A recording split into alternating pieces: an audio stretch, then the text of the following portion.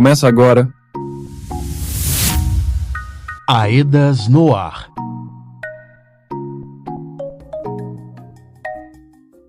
Olá para você que nos ouve pelo rádio ou pela internet. É hora de se informar sobre a reparação dos danos causados pelo rompimento da barragem da Vale em Brumadinho.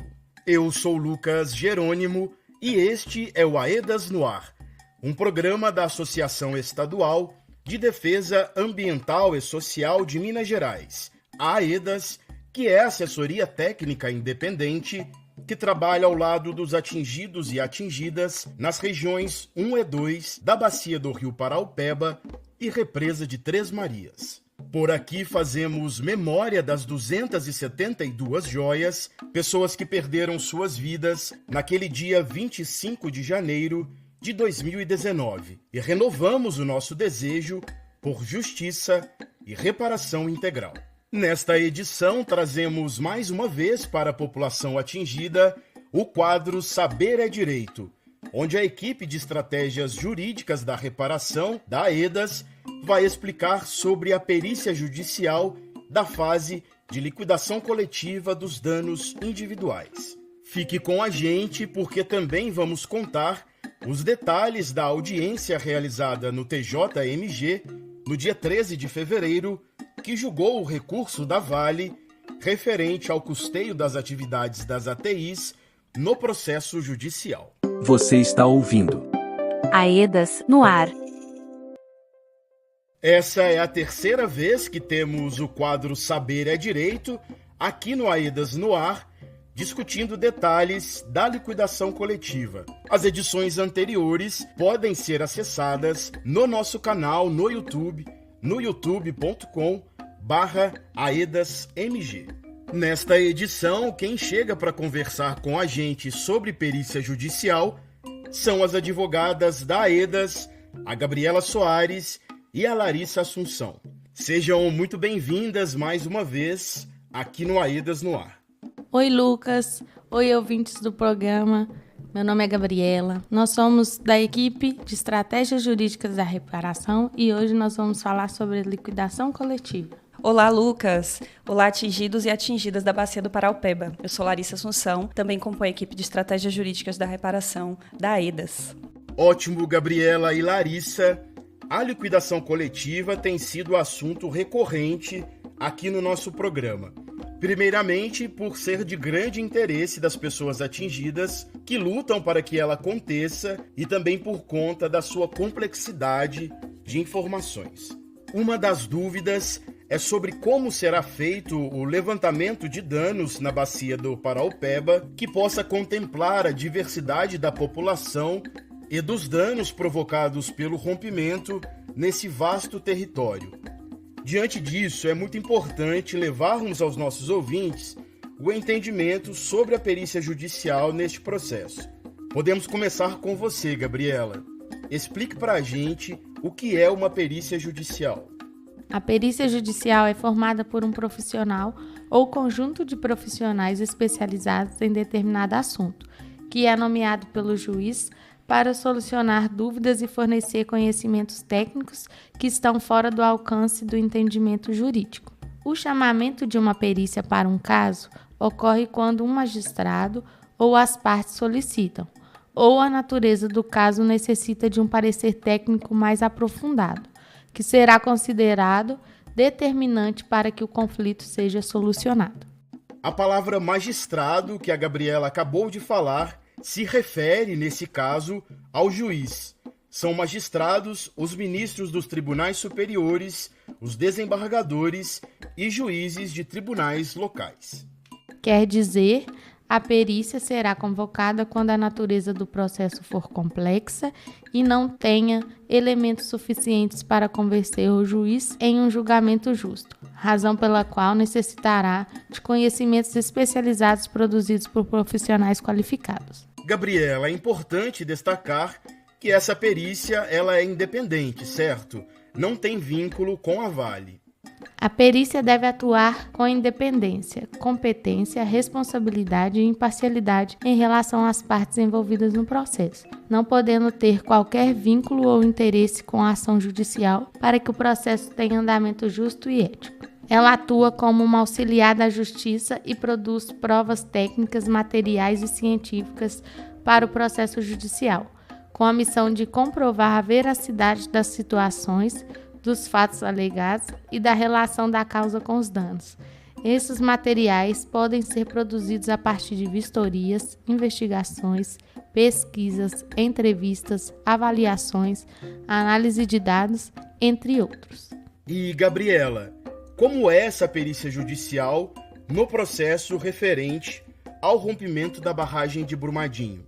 Após o rompimento das barragens e devido à extensão dos danos, a produção de provas se tornou cara e de difícil produção para a população atingida. Com a inversão do ônus da prova, ficou para a Vale o dever de produzir materiais que provem que os danos sofridos não existiram ou que não têm relação com o rompimento. Reforçamos que a inversão do ônus da prova é uma solução jurídica para equilibrar as forças entre as partes, por entender que a empresa tem muito mais condições técnicas e financeiras para produzir provas.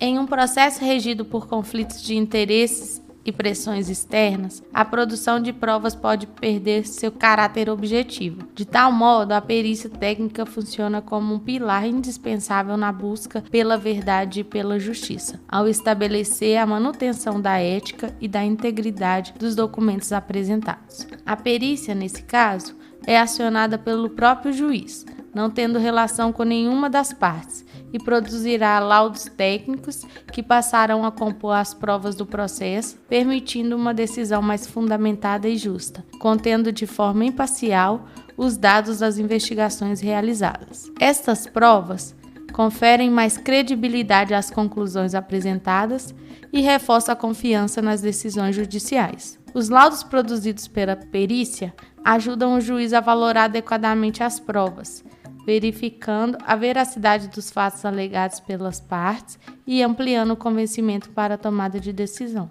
Obrigado, Gabriela. No caso da liquidação coletiva dos danos individuais, o juiz nomeou o Comitê Técnico Científico da Universidade Federal de Minas Gerais, a UFMG, para atuar como perita judicial. Passando a palavra para a Larissa, gostaria que ela nos explicasse qual o papel da UFMG nesse processo. A Universidade Federal de Minas Gerais, ela criou o projeto de avaliação de necessidades pós-desastre do colapso da barragem da mina Córrego do Feijão.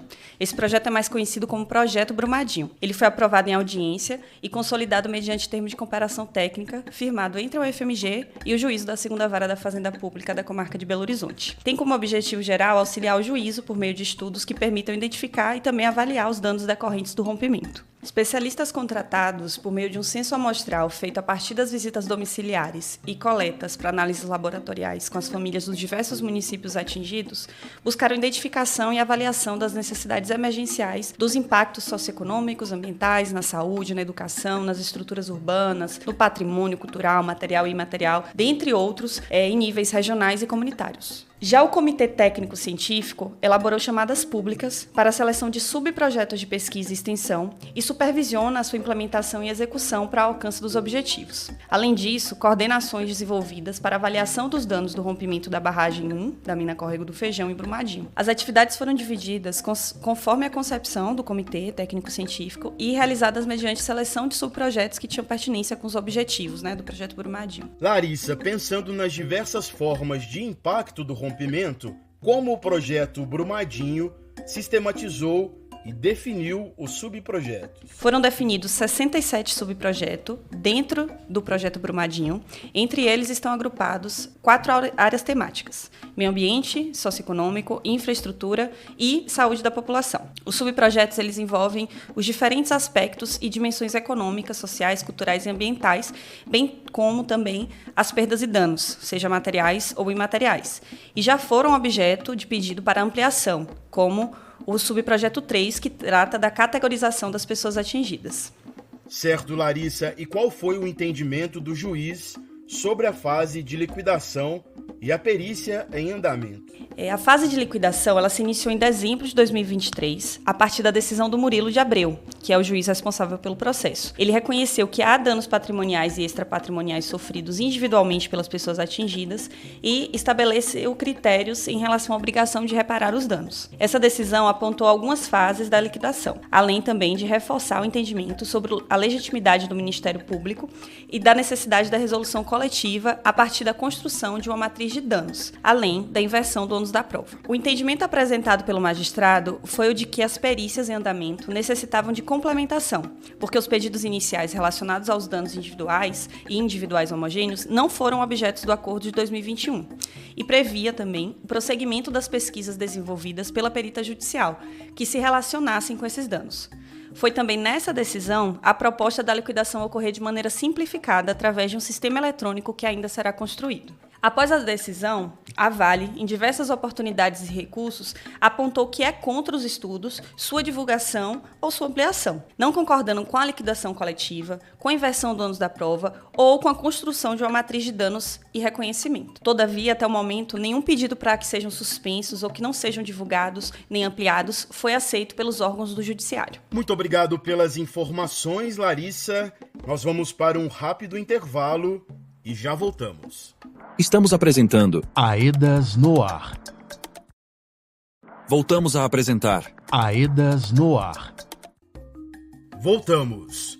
Por aqui, Lucas Jerônimo e o Aedas no Ar, informativo da Assessoria Técnica Independente dos atingidos e atingidas pelo rompimento da barragem da Vale, em Brumadinho, em janeiro de 2019. Além de nos encontrarmos por aqui no rádio semanalmente, te atualizamos sobre os temas da reparação no nosso site, o aedasmg.org, e nas redes sociais pelo @aedasmg.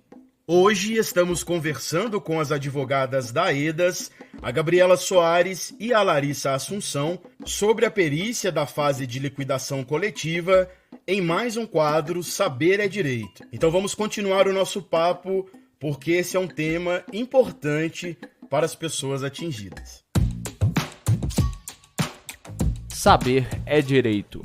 Larissa, retomando a nossa conversa, gostaria que contasse para a gente sobre a última manifestação do Comitê Técnico Científico da UFMG. Quais foram as novas categorias de danos propostas por esse comitê, que tem o papel de ser a perícia do juiz? No dia 18 de outubro, o Comitê Técnico Científico da UFMG, a perita judicial, manifestou-se no processo da liquidação coletiva as considerações preliminares para avaliar os pedidos das instituições de justiça, com destaque ao aprofundamento sobre os povos e comunidades tradicionais, a realização de perícias em municípios ainda não contemplados em estudos anteriores, a R5 e Caetanópolis, e sobre 8 novas categorias de danos, sendo elas danos relacionados à produção, trabalho e renda, danos materiais, a desvalorização imobiliária, danos relacionados à perda de animais domésticos de estimação, dano ao direito à moradia, danos relacionados a perdas humanas e desaparecimentos, danos por ações e omissões das empresas responsáveis pelo rompimento, suas mandatárias e ou terceirizadas, danos à honra, dano ao conhecimento tradicional associado ao patrimônio genético de povos e comunidades tradicionais. Estes estudos serão utilizados para a construção da matriz de danos e reconhecimento. Nessa matriz estarão incluídos os danos, as categorias de reconhecimento de pessoa atingida, as formas de comprovação e os valores a serem indenizados na fase da liquidação coletiva. Larissa, são diversos os danos relatados nos territórios atingidos. Como vai funcionar essa matriz que será construída nesse processo que visa a liquidação dos danos individuais? A matriz de danos e reconhecimento ela vai reunir danos sofridos pelos grupos e pessoas atingidas e também calcular os valores de indenização e quais as formas de comprovação. A palavra matriz, você já deve ter ouvido falar. Por exemplo, a matriz de uma igreja ou de uma loja quer dizer que é central, que é o lugar de referência. A matriz de danos e reconhecimento vai ser o documento central de todos os danos identificados na Bacia do Paraupeba e vai servir de base para a liquidação coletiva dos danos individuais, permitindo a pessoa atingida ou a família fazer a soma geral dos seus valores de indenização. Na prática, a matriz de danos e reconhecimento será uma tabela e vai conter os danos individuais causados pelo rompimento das barragens da Vale em Brumadinho e seus respectivos valores com base em parâmetros. Ela vai relacionar os prejuízos ao patrimônio ou à própria vida das pessoas atingidas a valores em números. E esse processo é dado o nome de valoração. E para encerrarmos o Saber é Direito nesta edição do AEDAS no Ar, chama a Gabriela, que vai nos contar como tem sido a divulgação dos relatórios da perícia e as possibilidades de ampliação desses estudos. No mês de novembro de 2021, foi apresentado o relatório final do Subprojeto 2, sobre o mapeamento do uso e cobertura do solo antes e após o rompimento da barragem, nas áreas localizadas entre Brumadinho e Três Marias, utilizando imagem de satélite de alta resolução. Após a apresentação dos relatórios finais, a Vale pediu que fossem retirados dos processos ou mantidos sob sigilo, o que foi negado pelo Tribunal de Justiça de Minas Gerais, que, ao julgar o recurso da mineradora, entendeu que a relevância científica e o interesse público e social dos estudos realizados impedem o desentranhamento dos relatórios dos autos, garantindo a transparência e a utilização dos dados para as ações de reparação e mitigação dos danos. Em dezembro de 2023, o projeto Brumadinho, da UFMG, apresentou o relatório final do Subprojeto 3, que é sobre a caracterização e avaliação da população atingida pelo rompimento da barragem da mina Córrego do Feijão em Brumadinho, e do Subprojeto 58, que é sobre o mapeamento e caracterização dos estabelecimentos agropecuários pertencentes à subbacia do Ribeirão Ferro-Carvão, antes e após o rompimento da barragem B1 da mina Córrego do Feijão. As instituições de justiça pediram a ampliação dos estudos para todos os municípios atingidos, até a represa de Três Marias, e a inclusão de metodologias específicas para os povos e comunidades tradicionais nos estudos do Subprojeto 03. Muito obrigado pela participação aqui no AEDAS no Ar, Gabriela e Larissa. Nos próximos programas, voltaremos com mais informações sobre a liquidação coletiva, porque saber é direito. Você está ouvindo AEDAS no Ar. No dia 13 de fevereiro, foi realizado no Tribunal de Justiça de Minas Gerais, o TJMG, em Belo Horizonte, o julgamento do recurso da Vale contra a dupla fonte de custeio das ATIs. Atualmente, as assessorias técnicas independentes têm recursos previstos para atuar apenas no acordo. O julgamento foi acolhido apenas para retificação da parte do percentual do custeio. Informações com Júlia Roden. Após 2 votos de desembargadores favoráveis à manutenção da dupla fonte de custeio das assessorias técnicas independentes, o presidente da sessão, Carlos Henrique Perpétuo Braga, pediu vistas do processo. Isso significa mais tempo para análise antes do seu voto. A sessão aconteceu na quinta-feira, dia 13 de fevereiro. Com isso, o julgamento fica suspenso até a próxima sessão, que será realizada no dia 27 de fevereiro, às 13h30, no Tribunal de Justiça de Minas Gerais.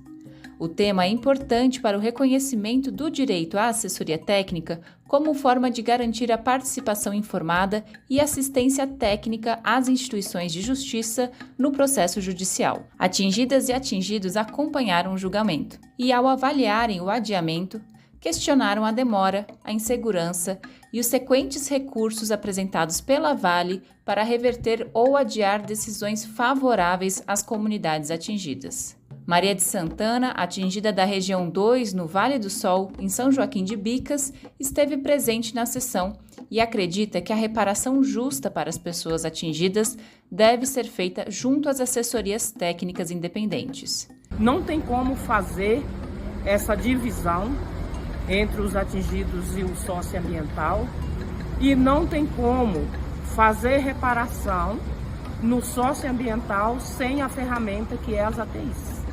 Mais detalhes sobre esta decisão você confere no nosso site aedasmg.org. Era isso que tínhamos para hoje, gente.